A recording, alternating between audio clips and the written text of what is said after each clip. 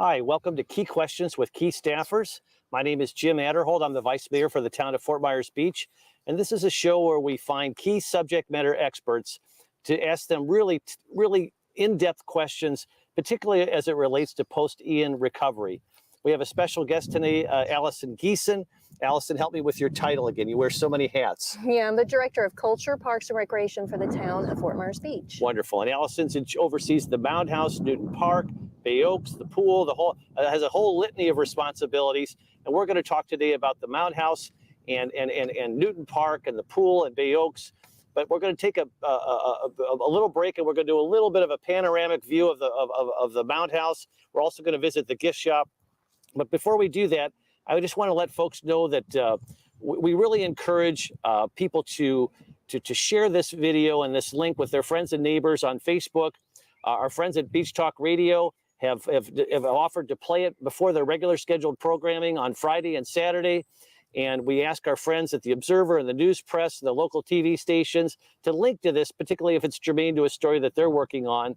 Abraham Lincoln said, let the people know the facts and the country will be saved. And this is our small attempt to try to do that here at the town of Fort Myers Beach. So we're just going to take a brief pause, and then we're going to do a nice panorama view of Newton Park and have Allison talk a little bit about what you're going to see. So I said Newton Park, I meant Mound House. We're going to do a nice panoramic view of Mound House here.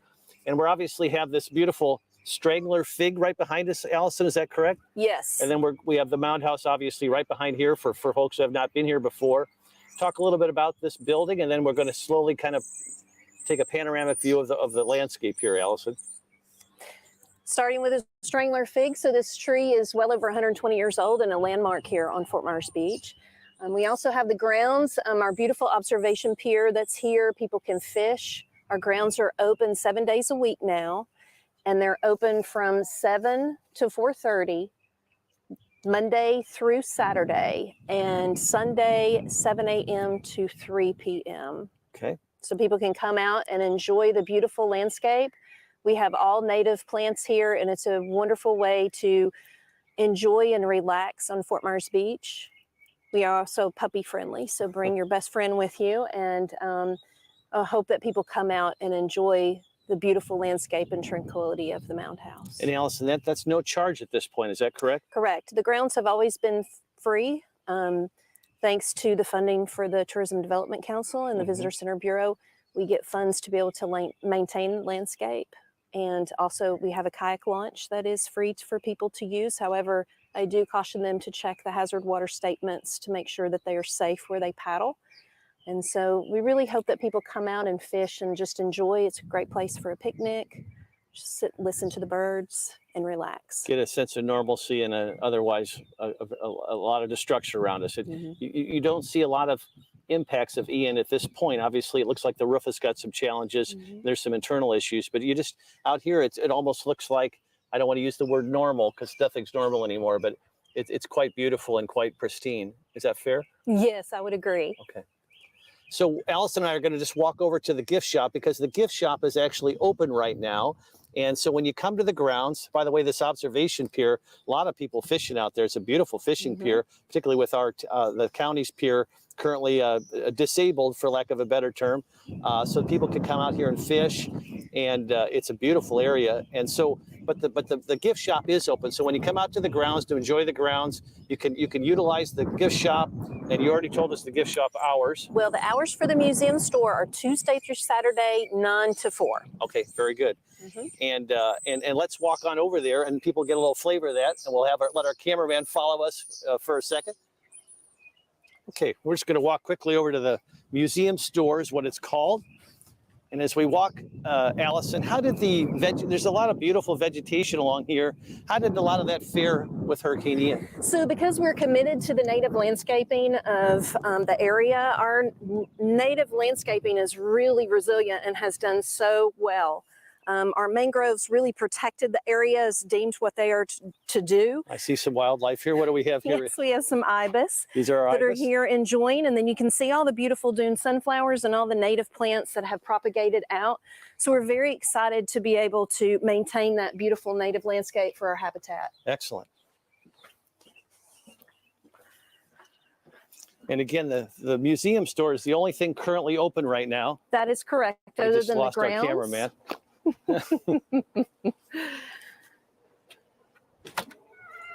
You go on in. I'll hold the door for you.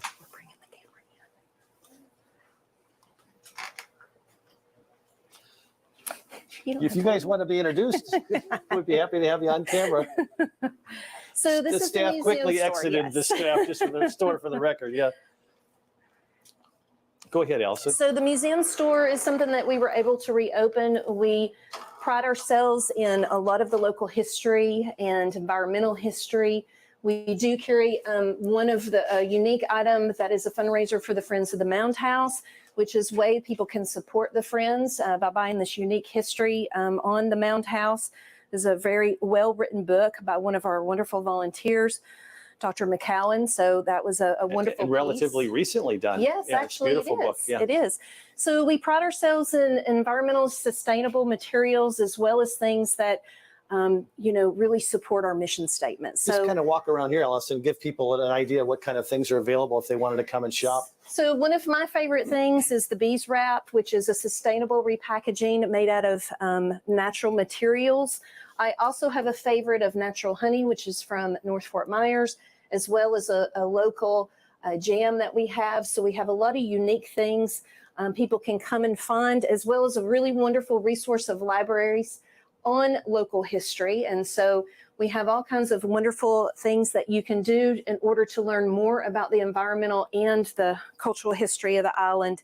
And then just a lot of things that have to do with local artists that support the Calusa and their cultural and all of their different things that they had that they know were a part of their culture and their ceremony. So we have a lot of really unique items. And then we pride ourselves on really unique items for education, for families to have fun and to be able to learn together.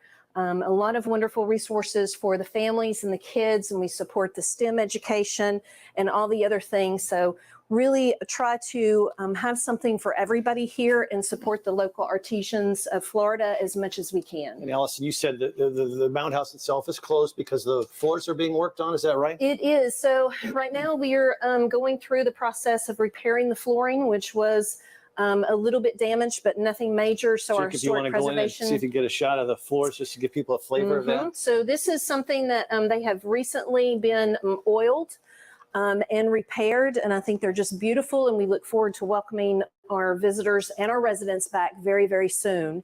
So we hope to be able to have a date here the next couple of weeks on when we'll be reopening. But the team of historic preservationists are here currently, and they're to finish up this week. And Allison, you said the downstairs area is closed as well for sensitivity purposes. They're working on some issues. They are. Yeah. So we do have the underground museum closed to anybody but very few key staff. We will have an update on that. We're working closely with the Seminole Tribe of Florida and also University of Florida and the Florida Public Archaeology Network, University of Georgia, and others in order to get that stabilized so we can welcome our visitors and residents back in. Very good. Thanks. We'll be back in just a second with a whole crew of folks to do some further discussion. Very good. We actually have a couple of additional special guests aside from Allison. Allison, do you want to introduce our guests today, or do you guys want to introduce yourselves? Why don't you start? All right, I'm Adam Knight. I'm the education coordinator here at the Mound House. Very good. And I'm Jeff Hauge, the campus manager at Bay Oaks Recreational Campus. Excellent. Happy to have you here.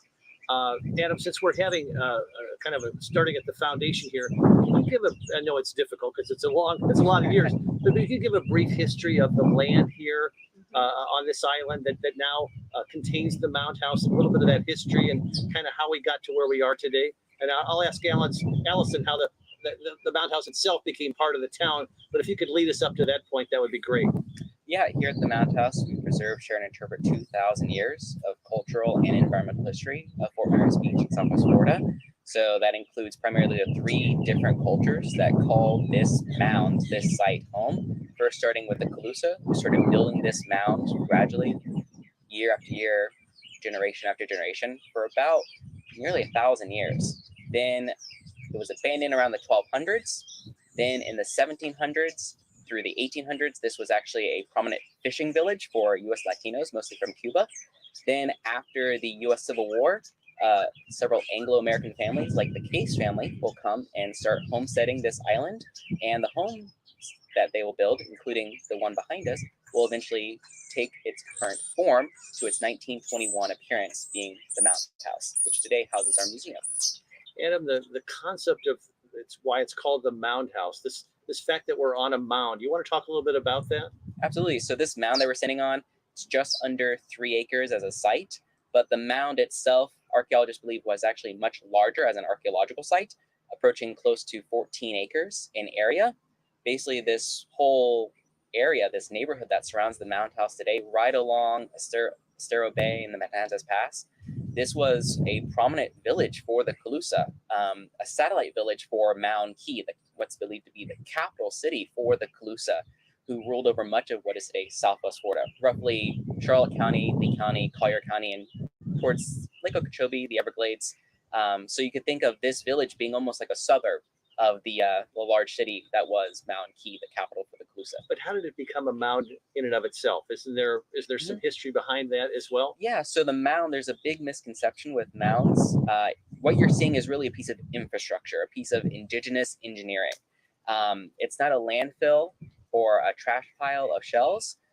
This mound specifically is a domestic mound. It was purposely and knowingly constructed by the Calusa as a piece of infrastructure, a foundation for the village to be elevated from the dangers of shifting climatic patterns, especially in terms of hurricanes from storm surge. So literally elevating the village layer by layer. So they basically add on the mound as needed.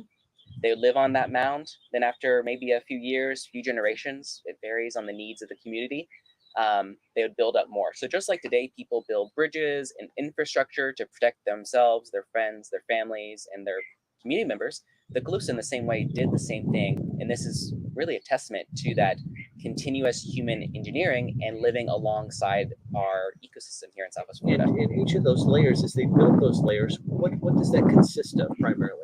Primarily shells. So we like to call the Calusa ancient recyclers.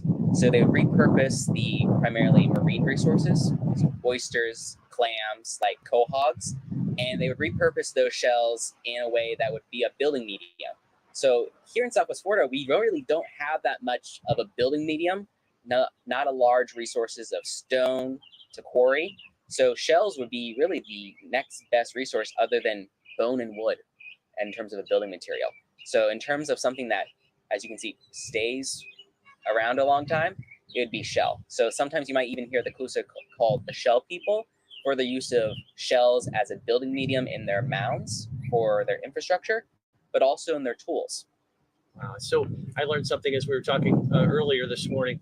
I always thought this was the highest point of the island, but it sounds like we have one place that's a little higher on Fort Myers Beach. Is that true? Yes, we do have a competitor, Bowditch Point, on the north end of the island. That was built up during the 20th century, and I think it's just over 20 feet in height. Our site is roughly 13 feet in elevation, but we do have them beat in age by about 2,000 years. So this history that we just talked about, did it help actually preserve this building after Hurricane Ian? For sure. This mound is really why the archaeological and historical resources, including the historic house behind us, which houses the museum today, was preserved with its many artifacts and exhibits. This mound, just like the Calusa would use it for, helped elevate the house, helped elevate this property from the destructive storm surge that affected much of the island in Southwest Florida. That's great. And Allison, help us to take the next step in terms of where we are today, how this home became preserved and part of the town, and it became the institution that it is today in a thumbnail sketch. So this is one of my favorite stories because the town was incorporated in 1995, and in 2000 they actually purchased this property. And so from a unique perspective of the town that was just incorporated, and for them to take on this wonderful project really tells you something about the resiliency of the town, even back then, especially now. So it's a wonderful story I like to share because in 2000 they purchased it, and then it opened as a museum experience in 2014. So they did about a decade of archaeology in order to get the information that we have and that we share, and just Adam has discussed about the Calusa. for this specific site in order for us to develop the exhibits. And so we are very proud to be a part of this site. And during the storm, no major structural damages at all. The materials that were used are not subjected to a lot of the things that cause problems today. We have wonderful native hardwoods, the heart of pine, and we have this beautiful brick that you see that was made out of Portland cement and crushed shell, handmade by William Case himself, who built the structure. So we have a lot of wonderful materials. He made his own cement? He made his own bricks out of Portland cement and crushed shell for the aggregate for that. So it was really, really wonderful to be able to help preserve this for future generations, and it has been around a long time. And I'm excited to be able to be a part of that effort. For somebody who's not had the opportunity to visit the Mound House and the grounds, give them a flavor of what they'd see once it becomes open again. What should they anticipate if they come visit the Mound House? Well, we do have some new programs that we're going to be doing. I do encourage people to come out. I think the one thing that people are so surprised about is how beautiful it is. And the other thing is the unique history that we have. And Adam, touched a little bit about the history, but we have a large eclectic history through time, starting with the Calusa. And many people would be surprised at the history that we have right here on our island. And we really enjoy and share that well as interpretive programs that the staff share. So we really pride ourselves in having something for everybody. And it's an entity called Friends of the Mound House as well, where people can get more involved, where you have lectures, there's kayak tours, there's all kinds of programming. You want to just touch on that for a minute? I do. I want Adam to talk about some of the up and coming programs that we have, including the March 8th Friends of Mound House presentation. Adam? Yeah, absolutely. So actually tonight, February 28th, so it might be a little late by the time people see this, but tonight at 6 p.m., we're having a speaker from the Florida Public Archaeology Network, Natalie de la Torre Salas. She's speaking about a very relevant topic to our members, volunteers, and community members virtually on Zoom. She's speaking on heritage resilience during natural disasters, especially with her work in Puerto Rico and here in Florida relating to hurricanes. How do sites survive and rebuild after a hurricane or other natural disaster? March 8th, as Allison said, is the Friends of the Mound House annual meeting that starts at 4:30 p.m. and runs until 6:30. Not just a meeting for the Friends, but also a great lineup of 3 archaeologists who have done work on Mound Key State Archaeological Park, Pineland, which is the north end of Pine Island, and most recently their archaeological conservation only a week before the hurricane, which helped preserve untold priceless archaeological information and data here specifically at this site. So that will be March 8th. That'll be the Friends of the Mound House meeting, but it's open to the public. You don't have to stay for the Friends meeting. So if you want to learn something about more of that local history and come see this beautiful, really oasis here on the island at the Mound House, we're very excited to welcome everyone for our first public program in 6 months. Excellent. Very good. Now, Jeff, you oversee the Bay Oaks facility. I mean, that's part of Allison's empire, if you will, but that's your direct responsibility. And obviously you've been helping elsewhere since the storm. Tell us a little bit about Bay Oaks. It's been in the news a lot lately because we've been in real serious conversations with Lee County School District to make sure that the Bay Oaks facility is available this fall for after school programs. Talk a little bit about how things are going at Bay Oaks and talk a little bit about those after school programs and how they work and what your experience has been thus far. Yeah, so Bay Oaks has been a really good partner with the schools. We have an interlocal agreement that the kids can come over and use our facility throughout the year. They come over, I think it was on Wednesdays. They came over and used the gym for the facility since they don't have an actual gymnasium. So even during the school day, during the school year, yes, they also use it. And then what we do is, as a Bay Oaks staff, we go over and get those kids and bring them to Bay Oaks for an after-school program. So really, the parents don't have to worry about transportation. They don't have to take the bus to another daycare. We are their spot for after school. And it's not just a recreation, they don't just play games. It's really an enrichment program. So we incorporate, we help them with their homework. We do clubs like Lego Club, Book Club. Within that interlocal agreement, we decided to do all that with the kids. We run some basketball things and recreation, but really it's a well-rounded program with the arts, with recreation, with leagues and camps and things like that with our kids. So really, and they really come and they get a full experience when they come to Bay Oaks. I have to tell you, I've spent a lot of time with the parents this last month as part of this ad hoc committee to negotiate with the school district. And the reviews that the Bay Oaks facility gets from the parents is spectacular, but because the kids love it and the parents clearly see that, and it's a key piece of our puzzle. So one of the things that we're trying to convey to Lee County School District is that we have the potential for a lot of workers to send their kids to school. They may not live on the island, but they work on the island. And then after school programs, a key part of that. Would you talk a little bit about the hours and how it would help somebody who's working on our island but doesn't necessarily live on our island? Yeah, absolutely. So our hours are typically when they get out of school and that's like 2:15. 2:15. Right? So it is very early for a working family or working parents. So we go to about 2:15. We go get them, bring them back, and they can stay until 6 o'clock. They also get a snack involved in that, so they're not just hungry after school, because we know that the kids love food, and that helps them learn when they have some food in their belly. But yeah, it really does help out these parents that are working, or the new people coming in. They have a space at Bay Oaks, which is also a big key. I mean, we have a lot of room for all these kids. We did get a good percentage of the school pre-hurricane. We had a good percentage of the kids that go to Beach Elementary that would come to our program. And just to kind of about our program, it's all about our staffing too. The kids love to see our staff. They know them. They've grown up with them. A lot of them have been there for a long time, and I'm seeing these kids really grow. And we're looking forward to working with the kids again. We really miss them. That's wonderful. I also get asked a lot of questions about the swimming pool. I know things are kind of in transition, but just a little update on the swimming pool.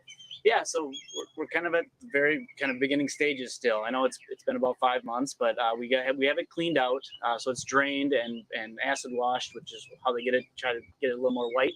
And then we did the deck clean out and disinfectant of our whole facility.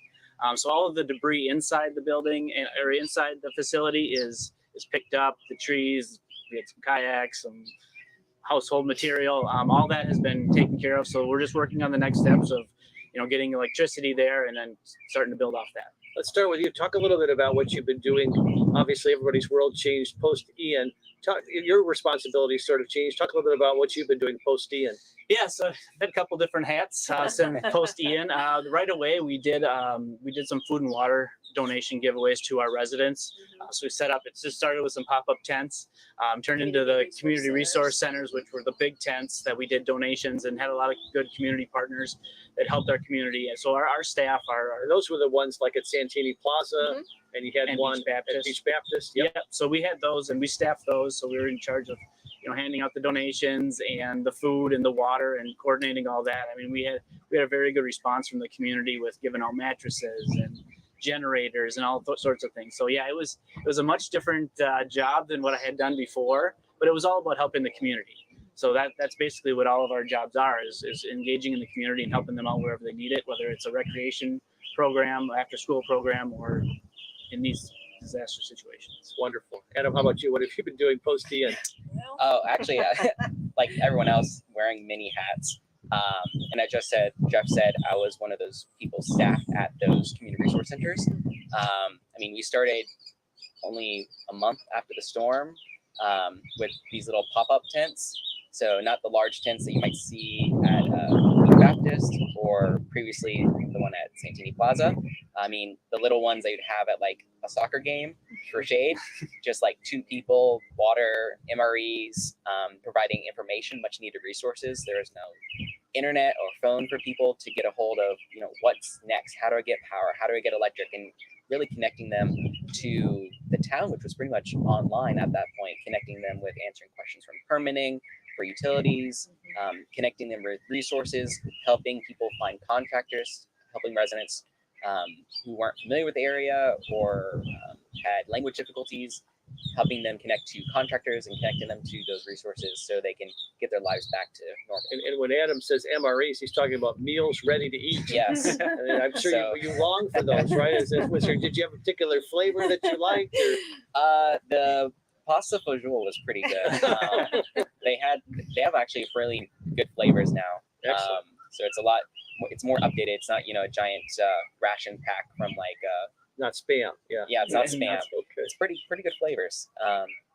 Allison, what's your role been like post the end? Well, it was all a part of that. So it was mainly organizing those CRCs, the community resource centers, and then Jeff and Adam and others ran them. So I was kind of the one on the outside trying to organize and making sure that everybody had that, working with the emergency management teams that we had in to help open one at Times Square, and just overseeing that, as well as the 4 properties that we are responsible for rebuilding and repairing.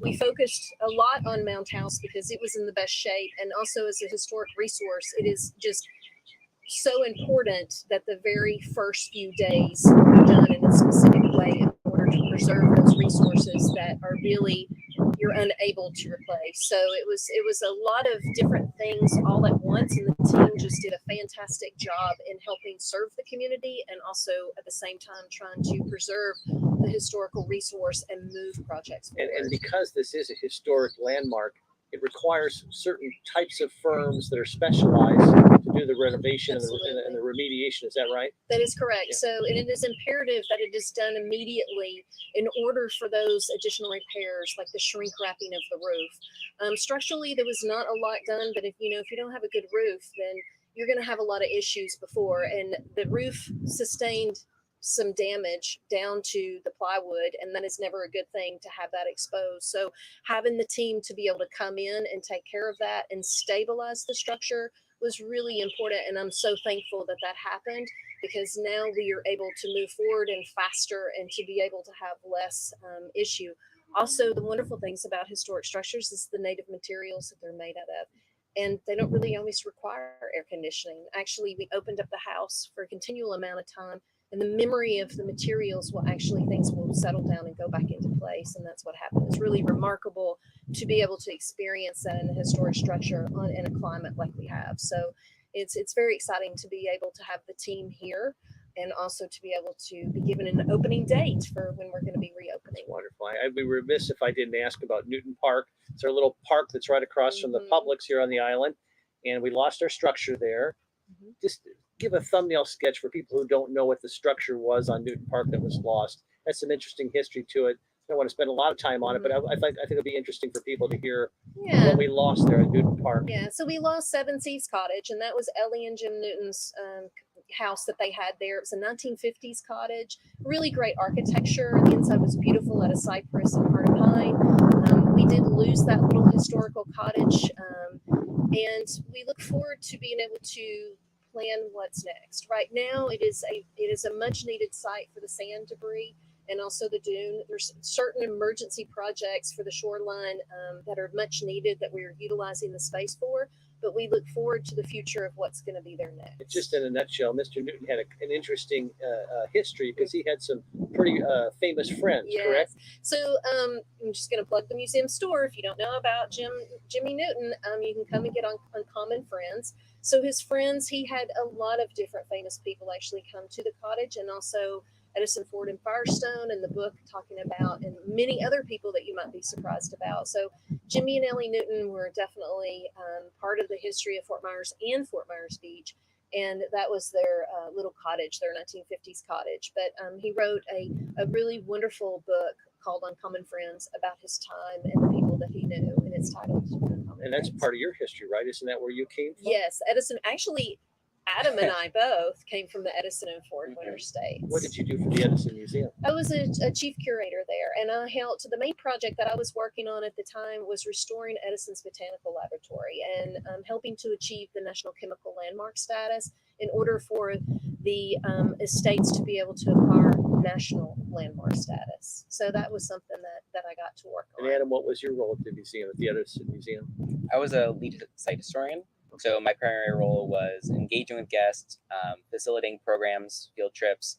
And one thing I was really proud of in terms of whenever the pandemic began, I was in charge of launching the museum's digital initiatives, like their online programs, as well as really revising and expanding the script of the estate's history to include people like the servants employed by the Edisons, as well as most particularly Mrs. Mina Edison, who did a lot more than people give her credit for in this area. Very good. Jeff, what did you do before you came to the service of the town of Fort Myers Beach? Now work at Edison. I've been involved in recreation my whole career. So I worked for the Boys and Girls Club for actually 17 years. Down Prior, here in Florida? no, in Minnesota. Where in Minnesota? Around the Minneapolis area. St. Cloud is actually where I live. I hear a little of the Minnesota. Yeah. I grew up in Wisconsin, so yeah. So so my background has always been running facilities, recreation, running leagues. I've done a lot of coaching, all those kind of things throughout my 20-year. Thank you all for your service to our town. Thank you all for watching. And again, if you find the content helpful and interesting, please share it on your Facebook page. Please feel free to share it with others.